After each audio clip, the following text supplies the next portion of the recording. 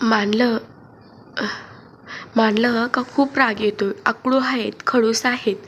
आकृती अशी श्रेयसबद्दल विचार करत होती का तेवढ्यात श्रेयस तिच्या जवळ येतोय आणि आकृतीच्या वरती येत तिच्या डोळ्यात पाहू लागतो. हे पाहून आकृतीचे तर डोळेच मोठे होऊन जातात. ती तिचे डोळे खूप मोठे करून पाहू लागते, पण श्रेयस तिला कुठल्याही भावाने न पाहता तिच्या जवळ येत होता. हे पाहून आकृतीचा श्वासच अडकायला लागला होता. आकृती नाही काही बोलू शकत होती का नाही हलू शकत होती. तिचा तर असा आवाजच अडकून गेला होता. श्रेयस तिच्या खूप जवळ आला होता. दोघांचा श्वास एकमेकावर आपटायला लागले होते. आकृतीला श्रेयसचे श्वास होठावरच जाणवत होते. डोळे घट्ट बंद करून घेतले होते. तिला असं वाटत होतं का श्रेयस किस करायलाच तिच्या जवळ येतोय, पण श्रेयस तिच्या साईडचा लाईट ऑफ करून त्याच्या साईडला जाऊन झोपतो आणि झोपत बोलतो, स्वप्नातून बाहेर ये आणि गपचूप झोपून घे. या आवाजाने आकृती लगेच डोळे उघडते आणि जवळपास पाहते.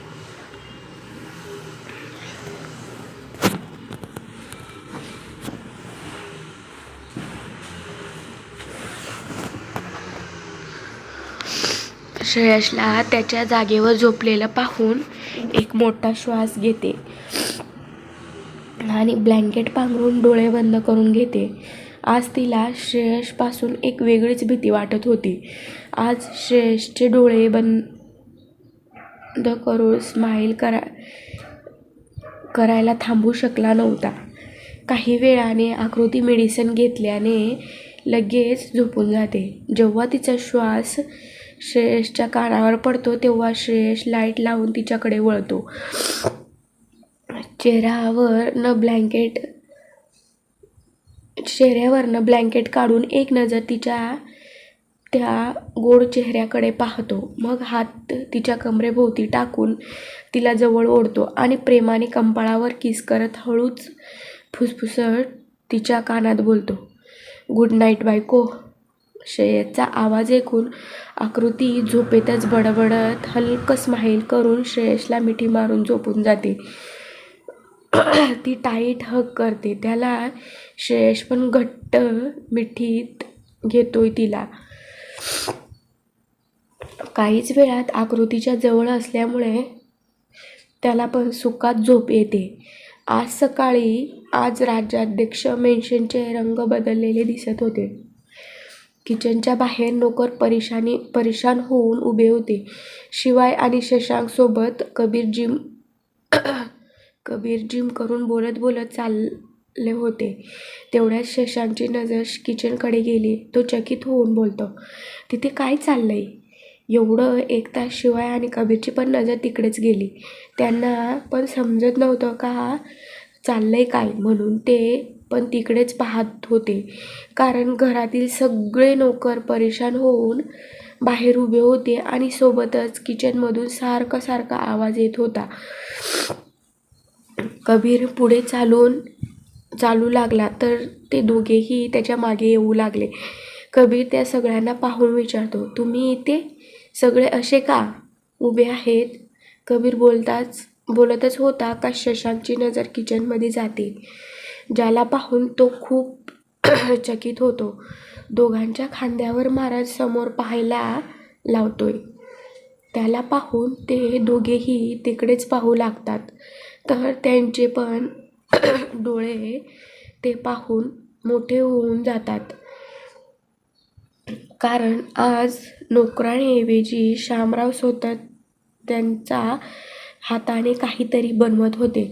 त्यांना पाहून समजत होतं का ते खूप वेळाने किचनमध्ये काम करताय. त्यांच्या चेहऱ्यावर एक चमक दिसत होती. शिवायला त्याच्या डोळ्यावर विश्वासच बसत नव्हता का शामराव सकाळपासून सकाळी नक्की काय करताय किचनमध्ये. आजपर्यंत कधी त्यांना असं काही करताना पाहिले नव्हते. शिवाय जेव्हा त्याच्या डोळ्यावर विश्वास नाही बसला तर त्याने शशांकच्या पायावर जोरात एक लाथ मारली. ज्याच्याने तो सरळ जमिनीवर पडला आणि सोबतच त्याच्या भिवण्याचा आवाज आला. शिवाय एक नजर जमिनीवर पडलेल्या शशांककडे पाहतो. परत किचनकडे पाहत बोलतो, याचा अर्थ का हा काही स्वप्न नाही आहे? शशांक शिवायच्या या हरकतीवर खूप चिडला होता. तो शिवायचं बोलणं ऐकत ओरडत बोलतो, तुला तुझ्या सगळ्या हकीकतवर भरोसा करण्यासाठी काय मीच भेटतो काय? किती जोरात लाथ मारलीस तू मला? शशांकच्या बोलण्यावर शिवाय दात दाखवत बोलतो, अरे मी असं यासाठी केले कारण प्रेमात पडलेल्या मजनूला म्हणे फिजिकल पेन होत नाही असं मी ऐकलंय.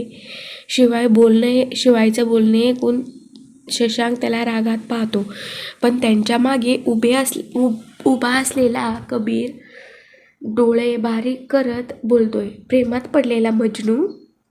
कबीरचा आवाज ऐकताच त्यांना आठवतं का तिथे ते एकटेच नाही आहेत तर शिवायचं बोलणं ऐकून कबीर संशयी नजरेने शशांकला पाहत होता. त्यामुळे शिवाय पटकन बोलणं सांभाळत बोलतो, अरे दादा तुम्ही ते सोडा. आपण आज सकाळी सकाळी इथे काय चाललंय त्याबद्दल विचार करा. तुम्ही कधी त्यांना किचनमध्ये पाहिले का? कबीर पण विचार करत नकार देतो. तेवढ्यात शिवायला कोणाची तरी आठवण येते आणि लगेच तिथून निघून जातो. शशांक आणि कबीर पण किचनकडे पाहतात तर शामराव खूप मेहनत करत होते. त्यांना पाहून हलकी स्माईल करत रूममध्ये निघून जातात. इकडे शिवाय पटकन गार्डनमध्ये येतो. तिथे आजोबांना खूप मज्जेत पेपर वाचत चहाचा आस्वाद घेत होते. शिवाय लगेच त्यांच्या हातातून कप आणि पेपर साईडला ठेवत लगेच त्यांच्याकडे समोरच्या टेबलावर बसत बोलतोय, काय आजोबा तुम्ही इथे आरामात पेपर वाचताय आणि तिथे घरात किचनमध्ये आठवा आजोबा होतोय. हे ऐकून पहिले तर आजोबांना काही समजत नाही, पण मग ते प्रश्नार्थक नजरेने पाहत विचारतात, काय झाले? शिवाय चेहऱ्यावर आश्चर्याचे भाव आणत बोलतो, तुम्हाला माहीत आहे का, आज मी तुमचे सुपुत्र यांना किचनमध्ये काम करताना पाहून आलोय. ते पण खूप मेहनतीने. सगळ्या नोकरांना बाहेर काढून दिलंय. शिवायचं बोलणे ऐकून आजोबा स्माईल करतात. त्यांना आश्चर्य वाटत होतं का शामराव किती वर्षांनी आज किचनमध्ये, पण नंतर त्यांना सगळ्या गोष्टी समजायला लागतात. त्यामुळे ते हसतच बोलतात, यामध्ये चकित होण्यासारखं काय आहे शिवाय? तुम्हाला नाही माहीत, पण तुमचे डॅड खूप चांगले कुक पण आहेत. तुमच्या मॉमला त्यांच्या हातचे जेवण खूप आवडत होते. पण ते कधी कधी कुकिंग करायचे जेव्हा तुझी मॉम रागावून जायची किंवा तब्येत खराब असली का मग तेव्हा स्वतः शामरावच त्यांच्यासाठी जेवण बनवायचे. शिवायला त्यांच्या मॉम डॅडची बॉन्डिंग समजूनच खूप चांगले वाटत होते आणि वाईट पण, कारण त्याच्यामुळेच त्यांची ही बॉन्डिंग अर्धवट राहिली म्हणून. आता त्याच्या डॅडच्या कोसण्याने बोलण्यामुळे आता शिवायच्या मनात पण ही गोष्ट बसून गेली होती का त्याच्या मॉमचा जीव हा फक्त त्याच्यामुळेच गेलाय. पण आजोबा आणि श्रेयसच्या बोलण्यामुळे त्याने ही गोष्ट मनातच एका कोपऱ्यात दाबून ठेवली होती. तो उदास होत बोलतो, तर मग आजोबा आज ते कोणासाठी हे बनवताय? मॉम तर, एवढे बोलत तो गप्प होऊन जातो. तो अजून पुढे काही बोलला नाही. आजोबा त्याच्याकडे पाहतात. तो खाली मान घालून खूप उदास दिसत होता. डोक्यावरून प्रेमाने हात फिरवत बोलतात, तुझ्या मॉमची जागा तर कोणी नाही घेऊ शकत, पण आता इथे तिच्यासारखंच कोणीतरी आलंय जिच्यासोबत शामरावने स्वतः पुढे जात रिलेशन बनवले आहे, ते पण एका मुलीच्या नात्याने. आज त्यांचा मुलीसाठी ते जेवण बनवत आहेत. आजोबा असं बोलल्यामुळे शिवाय दुःखी स्माईल करत बोलतो, आजोबा, वहिनी किती लकी आहे ना. त्यांना किती कमी दिवसात प्रेम आणि आपली बोलणारी माणसं भेटून गेले. ज्या प्रेमसाठी मी लहानपणापासून वाट पाहतोय. मी खूप खुश आहे. वहिनीसाठी त्या आल्याने सगळ्यांची लाईफ कंप्लीट झाली आहे. आणि आय होप का दादा पण लवकरच समजेल ही गोष्ट. एवढं बोलत शिवाय तिथून निघून गेला. शिवाय आता खूप मिक्स इमोशनमधून जात होता. सुरुवातीला त्याने पण खूप प्रयत्न केले होते का शामराव त्याला आपलं मानतील म्हणून, पण वेळेचे घाव एवढे मोठे आणि कठीण होत गेले का ते घाव कुठेतरी दाबून राहिले गेले. आजोबांना शिवायचे इमोशन चांगले समजत होते, पण ते पण काही करू शकत नव्हते. पण एवढा भरोसा होता का एक दिवस सगळं ठीक होऊन जाईल आणि ही फॅमिली कंप्लीट होऊन जाईल. श्रेयसच्या रूम आता सकाळचे 8 वाजले होते. आकृती अजून पण श्रेयसला चिपकून झोपली होती. श्रेयसने पण तिला मजबुतीने मिठीत घेतलेले होते. दोघेही सुखात झोपले होते. श्रेयस जो वेळेचा पक्का होता तो आज पण वेळेला सोडून आकृतीच्या कुशीत झोपला होता.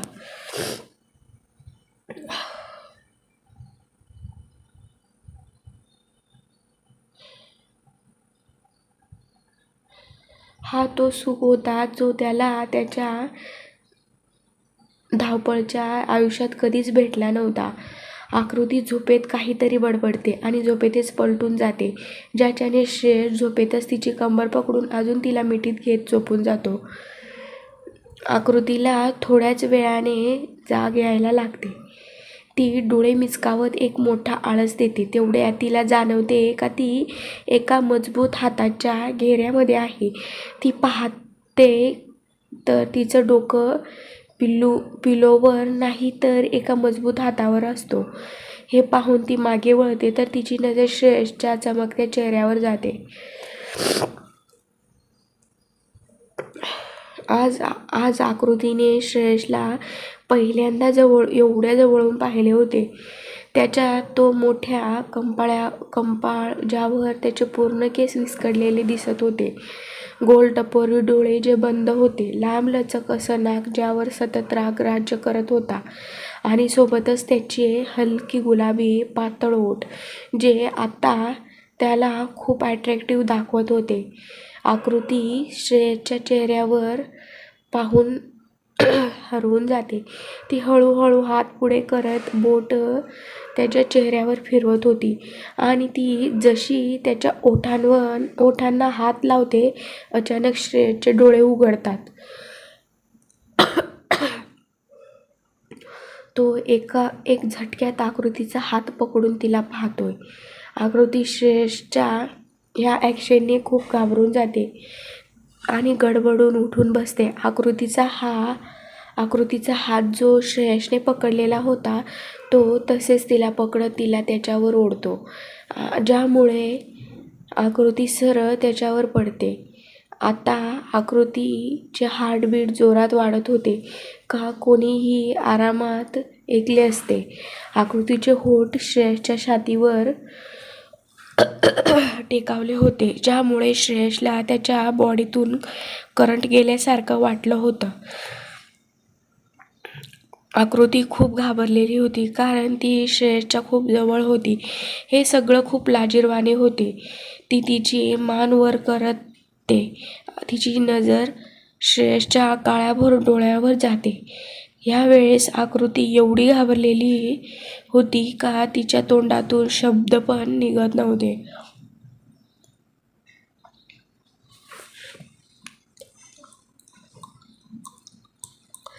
ती गपचूप फक्त त्याला पाहत होती. श्रेयश आब्रो उंचावत विचारतो, काय करत होतीस तू? श्रेयसच्या प्रश्नाने आकृती लाजून पाणी झाली होती. ती अटकत बोलते, मी काही नाही. मी काहीच नाही. श्रेयस आकृतीचं बोलणं ऐकून संशयी नजरेने पाहत बोलतो, खरंच? पण मला असं नाही वाटत आहे. श्रेयसचा प्रश्न ऐकून आकृती नजर चोरत बोलते, काही नाही, असं काहीच नाही. मी असं काहीच करत नव्हती. मी तुम्हाला नव्हती पाहत होते. फ्लोमध्ये स्वतःच कबूल केल्याने श्रेयसच्या चेहऱ्यावर खूप छोटी स्माईल येऊन जाते. पण आकृतीची नजर त्याच्याकडे नसल्याने तिला पाहायला नाही भेटत. तेव्हा काहीतरी विचार करून श्रेयस आकृतीचा हात सोडून देतो आणि दोन्ही हाताने कमरेभोवती विळखा मारत बोलतो, याचा अर्थ असा का मी झोपेत असल्यामुळे तू माझा फायदा घेत होतीस? त्याने असं मिठीत घेतल्यामुळे आकृती जरा गडबडून गेली. त्याच्या डोळ्यात पाहत लगेच मान हलवत नकार देते. काही नाही, असं नाही. श्रेयस त्याच्या आयब्रो उंचावत बोलतो, मग कसं आहे? श्रेयसने असं विचारल्यावर आकृती तिचे ओठ पाऊट करत विचार करू लागते काय उत्तर द्यावे म्हणून. श्रेयसची नजर जेव्हा तिच्या ओठांवर जाते तर त्याचा मन तिला किस करायला होत होता. तो विचार न करताच पुढे जाऊ लागतो. पण आकृतीची नजर श्रेयसच्या पुढे येणाऱ्या ओठांवर गेली तर तिने लगेच डोळे बंद करून घेतले. श्रेयस आकृतीच्या भोळ्या चेहऱ्याकडे पाहून